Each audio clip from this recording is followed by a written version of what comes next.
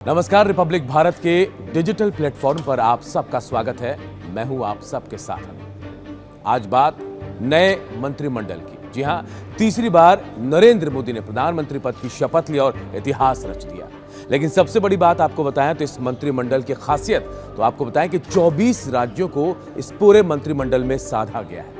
24 राज्य मतलब 24 राज्य से इस मंत्रिमंडल को प्रतिनिधित्व मिला है और 71 मंत्री मोदी मंत्रिमंडल में शामिल हुए हैं। इनमें से 30, जी हां 30 जो हैं वो कैबिनेट मंत्री, 36 जो हैं राज्य मंत्री और 5 जो हैं स्वतंत्र प्रभार से हैं। अब आपको पूरे कैबिनेट की तस्वीर हम बताने की कोशिश करते हैं कि आखिर कैसे इस समीकरण को साधा गया है। देखिए, अलग अलग समुदाय से लोग हैं। अगर हम अल्पसंख्यक समुदाय की बात करें तो सिख से देखिए रवनीत सिंह बिट्टू, हरदीप सिंह पुरी आते हैं। इसके अलावा हम आपको बताएं जॉर्ज कुरियन ईसाई धर्म से आते हैं। अगर हम बौद्ध धर्म की बात करें तो किरण रिजिजू, जी हां कानून मंत्री थे, इस बार भी मौका मिला, रामदास अठावले यहां शामिल हैं। इसके अलावा अगर हम मुस्लिम की बात करें तो मुस्लिम शून्य है। आप इस बात को समझिए कि 5 लोग अल्पसंख्यक समुदाय से हैं और इनमें से किरण रिजिजू को दोबारा मौका मिला। रवनीत सिंह बिट्टू हालांकि कांग्रेस छोड़कर बीजेपी में आते हैं और बीजेपी उनको टिकट देती है, जीतते नहीं है लेकिन उसके बावजूद उनको मौका दिया गया है क्योंकि पंजाब में कहीं ना कहीं बड़े स्तर पर बीजेपी जो है अपने वोटर्स को साधने की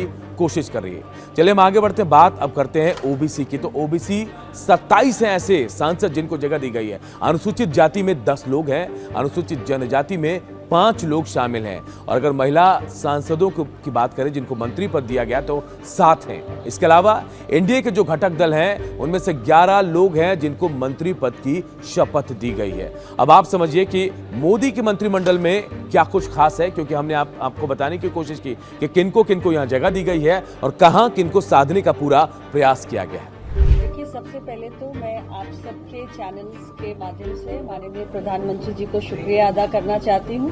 एक नया दायित्व है, एक नया अनुभव होगा केमिकल्स और फर्टिलाइजर्स मिनिस्ट्री, जिसमें मुझे माननीय श्री जेपी नड्डा जी के साथ काम करने का ये बहुत सुनहरा अवसर मिला है। अभी तो मैंने चार्ज आज लिया है और अभी तो हमारी पहली मुलाकात है, हमारे सीनियर ऑफिसर्स भी मेरे साथ हैं। हम नड्डा जी के मार्गदर्शन में, उनके लीडरशिप में, उनके नेतृत्व में इस मंत्रालय की जो अहम जिम्मेदारियां हैं और जो हमारे लक्ष्य हैं, क्योंकि जो हमारा बड़ा लक्ष्य माननीय प्रधानमंत्री जी ने दिया है वो 2047 के विकसित भारत का है और 100 डेज का एजेंडा उसी के साथ अलाइन करके हमने बनाया हुआ है।